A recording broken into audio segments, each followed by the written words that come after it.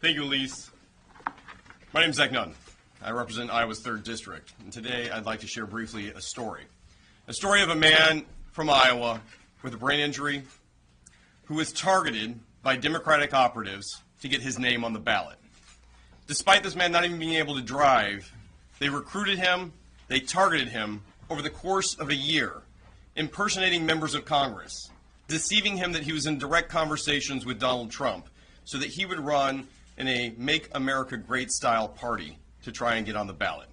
In my home state of Iowa, Democrats who are on the ballot have said that they cannot win unless they have a spoiler on the ballot. That was just out this week. Tragically, they lied to him because they knew they could deceive him. They push-polled, paid for it. When he arrived in Des Moines, they picked him up in an electronic vehicle and then dropped him off at the Secretary of State's office.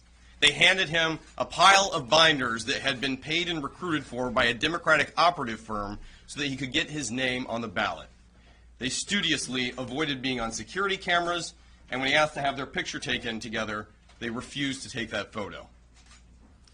Democratic law firms notarized his information and handed it in to the Secretary of State. The only intent was to steal an election from Iowans. And as a combat veteran who, when I first ran, Democrats stole my military records, and we saw it happen time and time again with no punishment or even consequence by the Department of Justice, Democrats have stepped up their game to use truly shady tactics that not only are a direct threat to our democratic institutions in Iowa, but they are trying to manipulate and deceive Iowans. And this is where I draw the line. When you try to steal an election in my state, we fight back.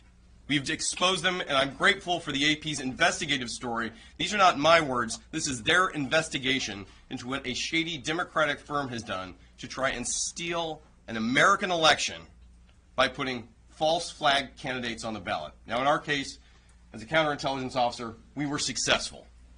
But this threat has not abated.